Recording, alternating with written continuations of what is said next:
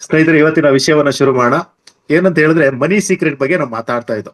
ಈಗ ಮನಿ ಬಗ್ಗೆ ಮಾತಾಡ್ತಾ ಇರ್ಬೇಕಾದ್ರೆ ನಮ್ಗೆ ಹೇಳ್ತೇವೆ, ದುಡ್ಡು ನಮ್ಮಂತವ್ರಿಗೆ ಬರಲ್ಲ, ದುಡ್ಡು ಕೆಟ್ಟವ್ರ ಹತ್ರನೇ ಹೋಗುತ್ತೆ, ದುಡ್ಡು ಅದೇನೋ ಮಂತ್ರಿಕೆ ಮಾವಿನಕಾಯಿ ಬೀಳಲ್ಲ, ಈ ತರ ಎಲ್ಲ ಇದೆ. ಈ ನೆಗೆಟಿವ್ಗಳನ್ನ ಹೇಗೆ ತೆಗಿಯೋದು, ಜೊತೆಗೆ ದುಡ್ಡು ಯಾಕೆ ಇರೋರ ಹತ್ರನೇ ಹೋಗುತ್ತೆ ಅನ್ನೋ ಕೆಲವು ಸೈಂಟಿಫಿಕ್ ರಹಸ್ಯಗಳನ್ನ ತಿಳ್ಕೊಳ್ಳೋದಕ್ಕೆ ಇಷ್ಟಪಡೋಣ. ನಮ್ಗೆಲ್ಲ ಗೊತ್ತಿರ್ಬೋದು, ಆ ನಮ್ಮ ಅಮಿತಾಬ್ ಬಚ್ಚನ್ ಅವರು ಕೌನ್ ಬನೇಗ ಕರೋಡ್ಪತಿ ಅಂತ ಒಂದು ಕಾರ್ಯಕ್ರಮ ನಡೆಸ್ಕೊಡ್ತಾ ಇದ್ರು. ಅದ್ರಲ್ಲಿ 2011ರಲ್ಲಿ ಒಬ್ಬ 5 ಕೋಟಿ ರೂಪಾಯಿನ ಗೆದ್ದಿದ್ದ. ಸುಶೀಲ್ ಕುಮಾರ್ ಅಂತ ನೀವು ಕೇಳಿರ್ಬೋದು ಅನ್ಕೋತೀನಿ.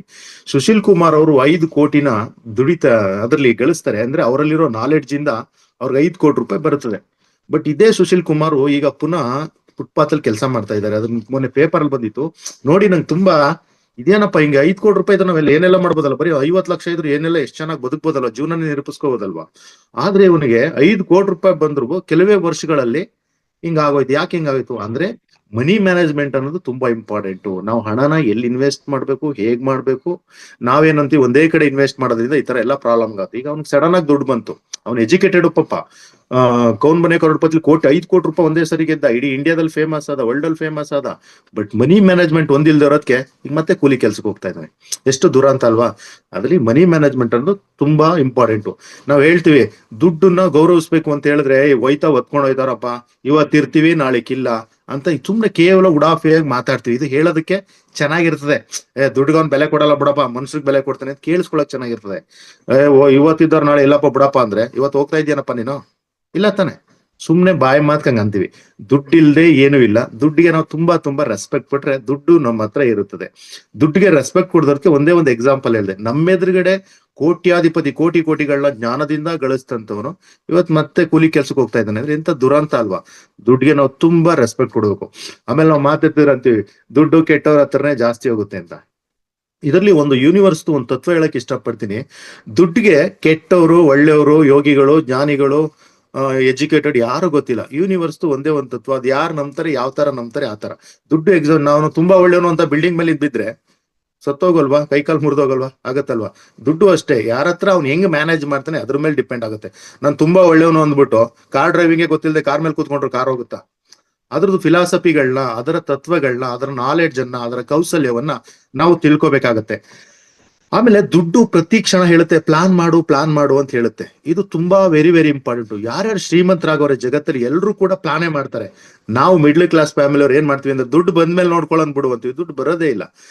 ಪ್ರತಿ ಒಂದು ಪ್ಲಾನು, ಒಂದು ದೊಡ್ಡ ಬೃಹತ್ ಆಲದ ಮರ ನೋಡಿರ್ಬೋದು ನೀವು. ಒಂದು ಸಣ್ಣ ಬೀಜ ಕಣ್ಣಿಗೆ ಕಾಣಲ್ಲ, ಸಾಸಿವೆಗಿಂತ ಚಿಕ್ಕದಿರ್ತದೆ. ಅದ್ರಲ್ಲಿ ಯಾವ ರೀತಿ ಬ್ಲೂ ಪ್ರಿಂಟ್ ಆಗಿರುತ್ತಪ್ಪ ಅಂತ ಹೇಳಿದ್ರೆ, ನೇಚರ್ ಅಲ್ಲೇ ಅದು ಹೇಗೆ ಬೆಳಿಬೇಕು, ಹೇಗೆಲ್ಲ ಆಗ್ಬೇಕು ಅನ್ನೋದು ಅದಕ್ಕೆ ಸಖತ್ ಪ್ಲಾನ್ ಇರ್ತದಂತೆ. ಒಂದ್ ಇರುವೆ ನೋಡಿ, ಈಗ ಇರುವೆ ಬಗ್ಗೆ ಮಾತಾಡ್ಬೇಕು ಅಂತ ಹೇಳಿದ್ರೆ, ನಮ್ ಮಳೆಗಾಲ ಹತ್ರ ಬರ್ತಾ ಇದ್ದಾಗ ಅದು ಕೂಡ ಮಳೆಗೆ ಬಂದ್ಬಿಡುತ್ತೆ ಅಂದ್ಬಿಟ್ಟು ಅದು ಮಳೆಗಾಲ ಕಳೆಯವರೆಗೂ ಕೂಡ ತನಗ್ ಬೇಕಾದಂತ ಆಹಾರಗಳನ್ನ, ದಿನಸಿಗಳನ್ನ ಕೂಡಿಟ್ಕೊಳ್ಳುತ್ತೆ. ಆದ್ರೆ ನಾವೇನಂತೀವಿ, ಬಂದ್ಮೇಲೆ ನೋಡನ್ಬಿಡು, ಬಂದ್ಮೇಲೆ ಅಂತ. ನಿಜ ಹಂಗ್ ಮಾಡ್ಬಾರ್ದು. ದುಡ್ಡಿಗೆ ವೆರಿ ಪ್ಲಾನ್ ಅನ್ನೋದು ತುಂಬಾ ತುಂಬಾ ಇಂಪಾರ್ಟೆಂಟು. ಆಮೇಲೆ ಫಸ್ಟ್ ಗಳಿಸ್ಬೇಕು, ನಂತರ ಖರ್ಚು ಮಾಡ್ಬೇಕು. ನಾವು ದುಡ್ಡು ಬರುತ್ತೆ, ಮಿಡ್ಲ್ ಕ್ಲಾಸ್ ಅವರು, ಬಡವರು ಯಾಕೆ ಆಗ್ತಾರಪ್ಪ ಅಂತ ಹೇಳಿದ್ರೆ, ಮಾತೆತ್ತಿದ್ರೆ ಒಂದು ಐಫೋನ್ ತಗೊಡೋಣ. ಅದು ಫೋನ್ಗಳನ್ನ EMI ತಗೊಳೋದ್ ನೋಡಿದ್ರೆ ನಂಗೂ ಒಂಥರ ದುರಂತ ಅನ್ಸುತ್ತೆ. ಐಫೋನೇ ತಗೋಬೇಕು, ಅದೆಲ್ಲ ದುರಂತ ಅಲ್ವಾ. ಆಮೇಲೆ ಬೇರೆಯವ್ರು ನೋಡ್ಲಿ ಅಂತ ನಾವು ಶೋಕಿಗೋಸ್ಕರ ಏನೆಲ್ಲ ಮಾಡ್ತೀವಿ. ಶೋಕಿಗಾರನಿಗೆ ಬಾಕಿಗಾರರು ಜಾಸ್ತಿ ಇರ್ತವೆ. ಹಂಗಾದ್ರೆ ಸಾಲನ ನಾವು ಮಾಡ್ತಾ ಹೋಗ್ತೀವಿ. ಹಣದ ಒಂದು ರಹಸ್ಯ ಇದೆ, ಅದ್ಭುತವಾದ ರಹಸ್ಯ ಇದೆ. ಎಲ್ಲರೂ ಬರ್ದಿಟ್ಕೊಳ್ಳಿ ಅಥವಾ ತಿಳ್ಕೊಳ್ಳಿ, ತುಂಬಾ ಇಂಪಾರ್ಟೆಂಟ್. ಕೇಳಿ, ನೀನ್ ಒಂದು ಮಾಡು, ನಾನು 100 ಮಾಡ್ತೀನಿ ಅನ್ನತ್ತೆ ದುಡ್ಡು ಯಾವಾಗ್ಲೂ. ಇದು ವೆರಿ ವೆರಿ ಇಂಪಾರ್ಟೆಂಟ್. ಎಲ್ಲರೂ ಶ್ರೀಮಂತರಾಗಿರೋದಂಗೆ ಎಲ್ಲರೂ ಬಡವರಾಗಿರೋದು ರಹಸ್ಯ. ಇದೊಂದು ತಿಳ್ಕೊಂಡ್ರೆ ನಾವು ಸಾಕು ಅಂತ ನನ್ನ ಅನಿಸಿಕೆ. ನೀನ್ ಒಂದು ಮಾಡು, ನಾನು 100 ಮಾಡ್ತೀನಿ ಅಂತ. ನೋಡೋಣ, ಒಂದ್ ಮಾಡ್ಬಿಡೋಣ ಅಂತ ಸುಮ್ನೆ ಸಾಲ ಮಾಡ್ಬಿಡಿ. ಒಂದಕ್ಕೊಂದ್ ಸಾಲ, ಸಾಯೋ ತನಕನೂ ಸಾಲ, ನಮ್ಮ ಮಕ್ಳ ಕಾಲವರೆಗೂ ಸಾಲ ಚಕ್ರಬಡ್ಡಿ ತರ ಹಿಂಗ್ ಹೋಗ್ತಾನೆ ಇರ್ತದೆ. ಮಾಡಿ ನೋಡಿ, ಒಂದ್ ಕಡೆ ಇನ್ವೆಸ್ಟ್ ಮಾಡಿ, ನಿಮ್ಗೆ ಗೊತ್ತಿಲ್ಲದೆ ದುಡ್ಡು ಬಿಟ್ಬಿಡಿ. ಈಗ ದೊಡ್ಡವರು ಇರ್ತಾರೆ, ಕೆಲವು ಪೋಸ್ಟ್ ಆಫೀಸ್ ಅಲ್ಲಿ ಹಾಕ್ಬಿಟ್ಟಿರ್ತಾರೆ, ಇನ್ಸೂರೆನ್ಸ್ ಕಟ್ಬಿಡ್ತಾರೆ, ಗೊತ್ತೇ ಇಲ್ಲ.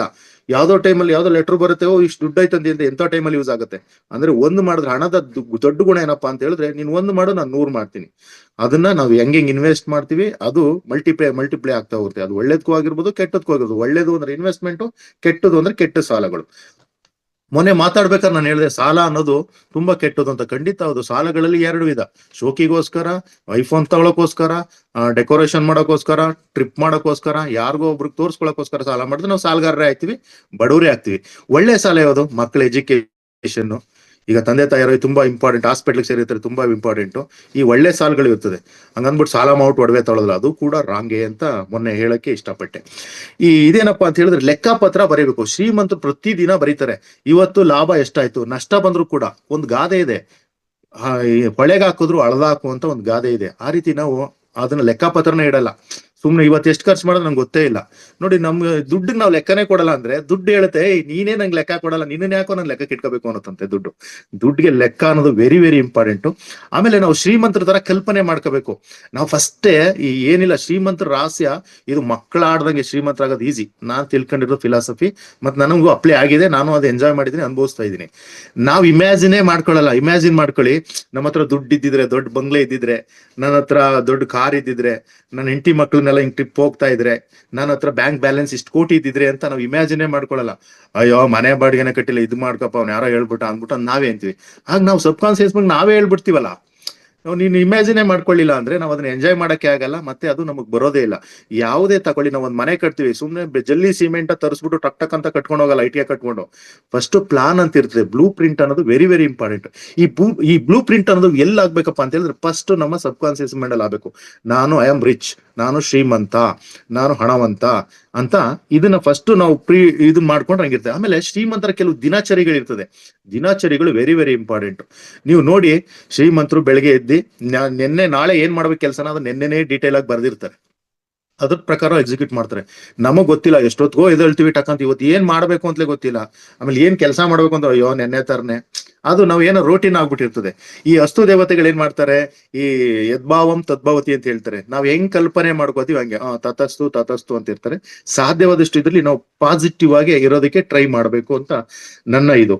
ಆಮೇಲೆ ನಾವು ಈ ಮನೆ ಒಂದು ದೊಡ್ಡ, ನಮ್ಮ ಮಿಡ್ಲ್ ಕ್ಲಾಸ್ ಫ್ಯಾಮಿಲಿ ಬಡವರಾಗೋದಕ್ಕೆ ಮೇನ್ ಪ್ರಾಬ್ಲಮ್ ಏನಪ್ಪಾ ಅಂತ ಹೇಳಿದ್ರೆ, ನಾನು ತುಂಬಾ ಜನ ನೋಡಿದೀನಿ. ನಾನೊಂದ್ ಮನೆ ತಗೋಬೇಕು ಅಂತ ಹೋದಾಗ, ಮನೆ ಕಟ್ಟಿ ಒಂದ್ 2 ತಿಂಗಳಾಗಿತ್ತು ಇಲ್ಲಿ ನಾಗರಬಾವಿ ಹತ್ರ. ಪಾಪ ಅವ್ರ ಮನೆ ತುಂಬಾ ಅದ್ಭುತವಾಗಿ ಕಟ್ಟಿದ್ರು, ಸೇಲ್ ಮಾಡಕ್ಕೆ ಇಟ್ಬಿಟ್ಟಿದ್ರು. ಅದೇನಪ್ಪಾ ಅಂತ ಹೇಳಿದ್ರೆ, ಅವರು ಒಂದು ಪ್ಲಾನ್ ಸರಿ ಮಾಡಿರ್ಲಿಲ್ಲ. ಏನ್ ಪ್ಲಾನ್ ಅಂತ ಹೇಳಿದ್ರೆ, ತುಂಬಾ ಸಾಲ ಮಾಡ್ಕೊಬಿಟ್ಟಿದ್ರು. ಸಾಲಗಾರರು ಇನ್ನು ಗೃಹ ಪ್ರವೇಶ 2 ತಿಂಗಳಿಗೆ ತುಂಬಾ ಮನೆ ಹತ್ರ ಬರ್ತಾ ಇದ್ರು. ನೋಡಿ, ನಮ್ದು ಕೆಟ್ಟ ಕಲ್ಪನೆ ಏನಪ್ಪಾ ಅಂತ ಹೇಳಿದ್ರೆ, ತಪ್ಪು ಕಲ್ಪನೆ ಕೆಟ್ಟ ಕಲ್ಪನೆ ಅಂತ ಹೇಳೋದು ತಪ್ಪಾಗಲಾರ್ದು. ಮನೆ ಒಂದ್ ಇದ್ಬಿಟ್ರೆ ಸಾಕು ಅಂತ ನಾವು ಮಿಡ್ಲ್ ಕ್ಲಾಸ್ ಫ್ಯಾಮಿಲಿಗಳು ಇನ್ವೆಸ್ಟ್ ಮಾಡ್ತೀವಿ ಮನೆ ಮೇಲೆ. ಅತಿ ದುಡ್ಡಿದ್ರೆ ಇನ್ವೆಸ್ಟ್ ಮಾಡೋ ತಪ್ಪಲ್ಲ, ಬಟ್ ಇದು ತುಂಬಾ ರಾಂಗು. ನಾವು ಮನೆಗೆ ಹೈಯೆಸ್ಟ್ ಅಂದ್ರೆ ಅದ್ಭುತವಾಗಿ ಬೆಂಗಳೂರಲ್ಲಿ ಒಂದ್ ಮನೇಲಿ ಇರ್ತೀವಿ ಅಂದ್ರೆ 30,000 ರೂಪಾಯಿ ಬಾಡಿಗೆ ಹೆಂಗ್ ಇರ್ಬೋದಲ್ಲ. ಅದೇ ನಾವು 2 ಕೋಟಿ 3 ಕೋಟಿ ರೂಪಾಯಿ ಸಾಲ ಮಾಡ್ಬಿಟ್ಟು ಅದಕ್ಕೆ 20 ವರ್ಷ 30 ವರ್ಷ EMI ಮಾಡ್ಕೊಂಡು ಕಟ್ಟಿ ಕಟ್ಟಿ ಕಟ್ಟಿ ಮನೆ ಮಂದಿ ಎಲ್ಲಾ ನಮ್ದು ಇರಲ್ಲ. ಇದ್ ಬೇಕಾ? ಅದನ್ನ ಒಂದ್ ಕಡೆ ಇನ್ವೆಸ್ಟ್ ಮಾಡ್ಕೊಂಡು ಅದರಿಂದ ಬಂದಂತ ಈ ದುಡ್ಡು ಏನಪ್ಪಾ ಅಂತ ಹೇಳಿದ್ರೆ, ಅದಕ್ಕೆ ಮರಿ ಹಾಕ್ಸ್ತಾ ಹೋಗ್ಬೇಕು ನಾವು.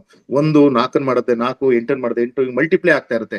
ಅದರಿಂದ ನಾವು ನಮ್ಗೆ ಇನ್ವೆಸ್ಟ್ ಮಾಡ್ಬೇಕು. ಮನೆ ಅನ್ನೋದು ದೊಡ್ಡ ಅಸೆಟ್ ಅಲ್ಲ ಆಕ್ಚುಲಿ, ನನ್ನ ಪ್ರಕಾರ. ಅದು ವೆರಿ ವೆರಿ ಇಂಪಾರ್ಟೆಂಟ್ ಅಂತ ಹೇಳಕ್ ಇಷ್ಟಪಡ್ತೀನಿ. ಜೊತೆಗೆ ಏನಪ್ಪಾ ಅಂತ ಹೇಳಿದ್ರೆ, ಈ ಸಾಲ ಮಾಡೋದು ತಪ್ಪು ಅಂತ ಹೇಳಿದ್ರೆ, ಈ ಸಾಲ ವಸೂಲಾತಿ ಬಗ್ಗೆ ಕೆಲವರು ಮಾತೆತ್ತರು ಹೇಳ್ತಾರೆ, ಕೊಟ್ಟೋರು ವಾಪಸ್ ಕೊಡೋದೇ ಇಲ್ಲ, ಯಾರನ್ನಪ್ಪ ನಂಬೋದು, ಇದ್ರ ಬಗ್ಗೆ ಇರ್ತದೆ. ಸಾಲ ವಸೂಲಿ ಮಾಡೋದಕ್ಕೆ, ಸಾಲ ನಾವು ಕೊಟ್ಟಿರೋದನ್ನ ವಾಪಸ್ ತಗೊಳ್ಳೋದು ಸಿಂಪಲ್ ಸೀಕ್ರೆಟ್ ನಾನು ಹೇಳೋದಕ್ಕೆ ಇಷ್ಟಪಡ್ತೀನಿ. ಅದೇನಪ್ಪಾ ಅಂತ ಹೇಳಿದ್ರೆ, ನೀವು ಯಾರಿಗಾದ್ರೂ ದುಡ್ಡು ಕೊಟ್ಟಿದ್ರೆ, ಈ ನೋಡಿ, ಬೈದ್ಬಿಟ್ಟು ಜಗಳ ಆಡ್ಬಿಟ್ಟು ದುಡ್ಡು ಖಂಡಿತ ಬರಲ್ಲ. ಅದ್ ಬಂದ್ರು ಸ್ವಲ್ಪ ಭಾಗ ಬರ್ತದೆ, ಅವರು ನಮ್ಮ ಸಂಬಂಧ ಹಾಳಾಗುತ್ತೆ. ಮತ್ತೇನಪ್ಪಾ ಅಂತ ಹೇಳಿದ್ರೆ, ನಮ್ಮ ಬಗ್ಗೆ ನೆಗೆಟಿವ್ ಆಗಿ ಎಲ್ಲಾ ಕಡೆ ಹೇಳ್ಕೊಂಡು ಓಡಾಡ್ತಾರೆ ಅವರು. ನಮ್ಮ ವ್ಯಕ್ತಿತ್ವನು ಕೂಡ ಹಾಳಾಗುತ್ತೆ, ಸಂಬಂಧ ಹಾಳಾಗುತ್ತೆ, ದುಡ್ಡು ಹೋಗುತ್ತೆ. ಸಾಲನ ವಸೂಲಿ ಮಾಡಕ್ಕೆ ಸಿಂಪಲ್ ಸೀಕ್ರೆಟ್, ಇದು ನನ್ನ ರಿಸರ್ಚ್ ಕೂಡ ಹೌದು, ನಾನು ತಿಳ್ಕೊಂಡಿರೋದು ಹೌದು, ನನಗೆ ಅಪ್ಲೈ ಆಗಿರೋದು ಹೌದು.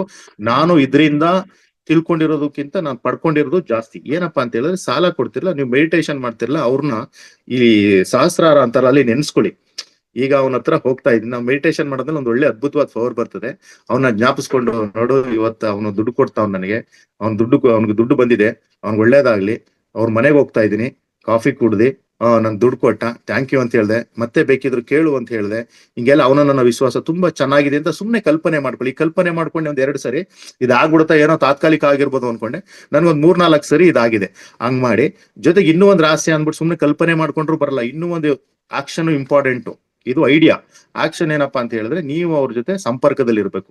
ಪ್ರತಿ ಸಾರಿ ಸಂಪರ್ಕದಲ್ಲಿ ಇರ್ಬೇಕು, ಅವ್ರ ಮನೆಗೆ ಹೋಗ್ಬೇಕು, ಅವ್ರ ಮೀಟ್ ಮಾಡ್ಬೇಕು, ಒಳ್ಳೆ ರೀತಿನಲ್ಲಿ. ಹಿಂಗ್ ಮಾಡ್ತಾ ಇದ್ರೆ ಖಂಡಿತ ನಿಮ್ ದುಡ್ಡು ಬರ್ಲಿಲ್ಲ ಅಂದ್ರೆ ಕೇಳಿ, ಇದಕ್ಕೆ ನಾನೇ ಎಕ್ಸಾಂಪಲ್ ಅಂತ ಹೇಳೋದಕ್ಕೆ ಇಷ್ಟಪಡ್ತೀನಿ. ಈಗ ನಾವು ಹೇಳ್ತಾರೆ ಕೆಲವರು, ದೊಡ್ಡಪ್ಪ ನನ್ಗೊಂದಿಷ್ಟು ಸ್ಯಾಲ್ರಿ ಬರ್ತದೆ, ಶ್ರೀಮಂತ ಹೆಂಗ್ ಆಗ್ಬಿಡಕಾಯ್ತದೆ, ನನ್ಗೊಂದ್ 30,000 ರೂಪಾಯಿ 20,000 ರೂಪಾಯಿ ಸಂಬಳ ಬರ್ತದೆ, ಅದ್ರಲ್ಲಿ ಹೆಂಗ್ ಶ್ರೀಮಂತ ಹಾಕಾಗತ್ತೆ ಅಂತಂದ್ರೆ, ಸಿಂಪಲ್ ಮೆಥಡ್ ಅಂದ್ರೆ, ಫಸ್ಟ್ ನೀವು ಖರ್ಚನ್ನ ಪ್ಲಾನ್ ಮಾಡಿ.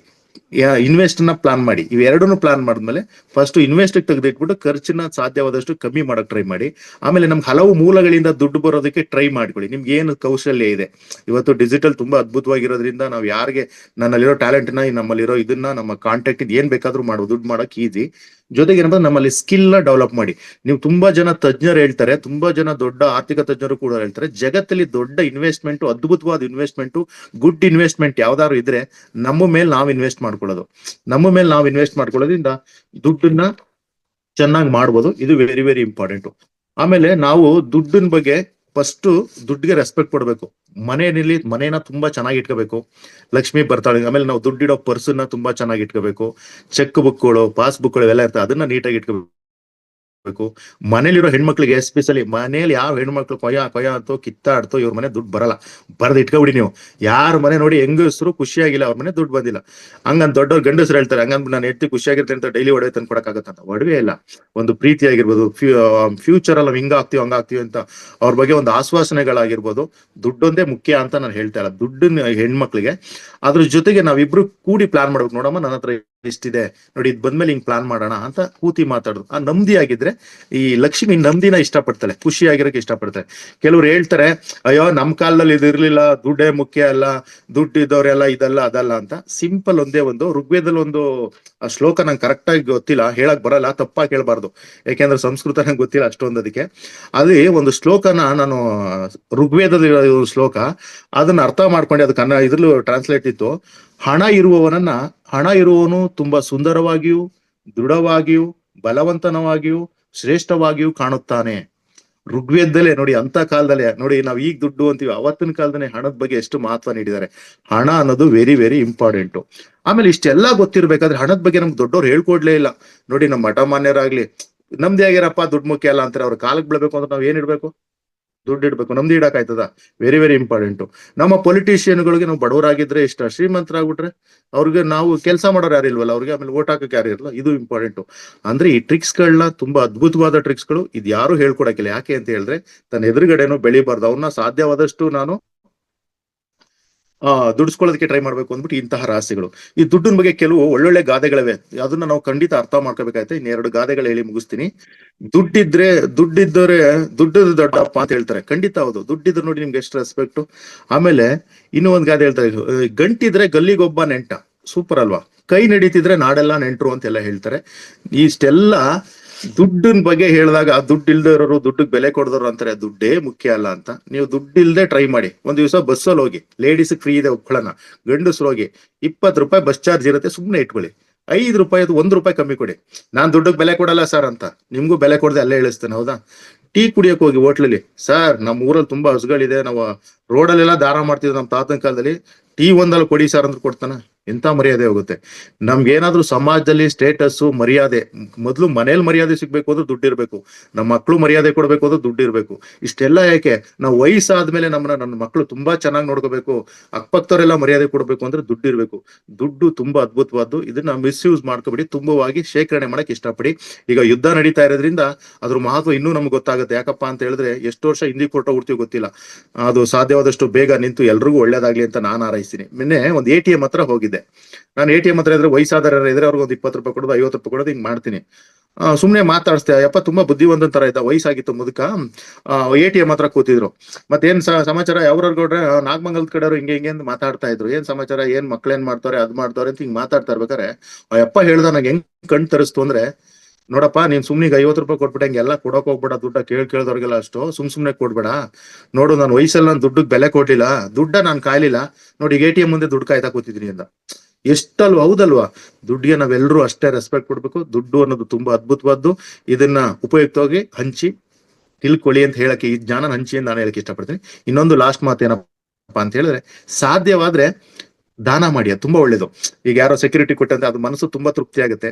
ಚಿಕ್ಕ ಪುಟ್ಟವ್ರ ಹತ್ರ ಚೌಕಾಸಿ ಮಾಡಕ್ ಹೋಗ್ಬೇಡಿ, ಶ್ರೀಮಂತರ ತರ ಡೀಲ್ ಮಾಡಿ ಎಂಜಾಯ್ ಮಾಡಿ ಅಂತ ಹೇಳ್ತಾ, ನಮ್ಮ ಮಹಾತಾರ್ ಫೌಂಡೇಶನ್ ಇರೋ ಎಲ್ಲರೂ ಕೂಡ ಅತಿ ಬೇಗ ಶ್ರೀಮಂತರಾಗಿ, ಶ್ರೀಮಂತ ಫೌಂಡೇಶನ್ ಆಗ್ಲಿ, ನಾವು ನೀವೆಲ್ಲರೂ ಶ್ರೀಮಂತರಾಗೋಣ ಅಂತ ಹಾರೈಸ್ತೀನಿ. Thank you very much.